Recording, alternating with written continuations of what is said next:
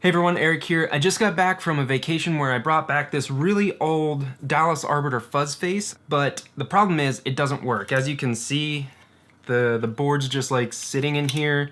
It doesn't make any noise.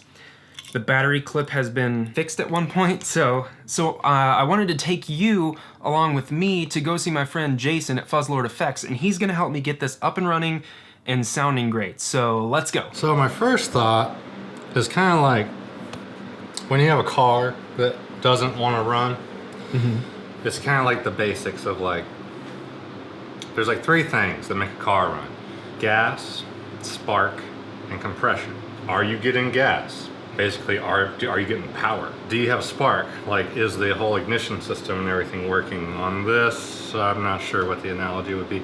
But then compression, same sort of thing. So like on a pedal, I think the analogy would be like, do we have power?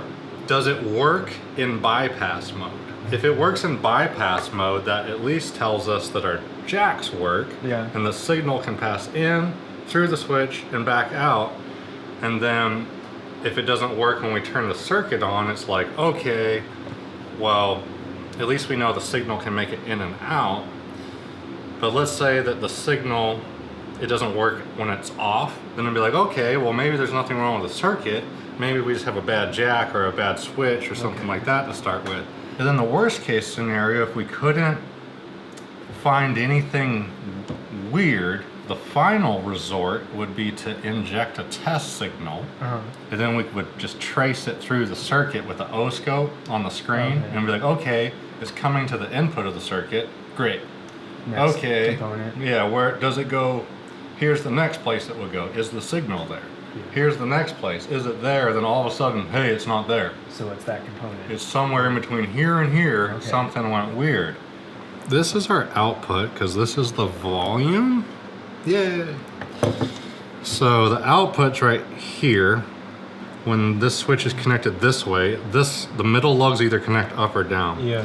So when the switch connects to down here, it's connected to the output of the circuit. So this red wire is the output. Hey! So this white wire, this must be the ground. So purple wire, there we go. When these two connect, we're going to connect the input to the output, and we're just going to bypass everything. So then when we go into the other mode, which is the effect on, see, that's probably what's wrong with it right there. That cord, I can see that it's like frayed. It's loose. Like, oh yeah. So that might be what's wrong with it. From the input, goes into our input cap, and then this is Q1 right here, which is a BC183L, and it connects to the base. This resistor is like the negative feedback from the second transistor, because this basically is our first amplification stage. The drive is out. The articles say it acts as a buffer also. Fuzz face is kind of a goofy circuit. Yeah. And then this is our second one right here. So basically we had this fuzz face on the bench that was having some issues. It wasn't working. And the first kind of things I always ask myself, and I think it's kind of common, kind of like a car analogy, is, pedals need a few basic things to work right. We went ahead and put these jacks in the input and outputs because it turns out that these jacks were shorting jacks, meaning that when we don't have anything plugged into it, it was actually shorting the input and output to ground. So we put these in there, and that helped us test a little bit. And for everybody wondering, I'm just using a multimeter on the continuity test mode. If yours doesn't have the beep setting, as some people call it, continuity test, you can also just set it on the lowest resistance setting, and then just use numerical readings, like you want to see 0 ohms. But basically what me and Eric did is we just sat here and just made sure that, okay, when the pedal is off, our input connects to the output. So we know that this pedal is going to work when it's off. And then when we turn the switch on, we verified that the input is indeed making it to the input of the circuit. So the only things that we really noticed going into this, we checked the basics. It should work when it's off. And then when we turn the switch on, our input makes it to the input of the circuit, and then the output of the circuit also makes it to the output jack. So basically, the last thing we looked for is that we just noticed that there was a cold solder joint and one of these wires was loose. Let's just reflow a couple of these joints. We're gonna throw a battery in it and then we're just gonna play it. And then it's gonna be up to Eric if he would rather keep the stock switch, which on a vintage fuzz face like this is like I think it's like a mid-70s fuzz face made in England, Dallas Arbiter. If this was my pedal, I'd probably just go ahead and throw a new switch in it, just make sure it lasts a long time. But this is such a cool vintage pedal, it's almost a shame to change it, right?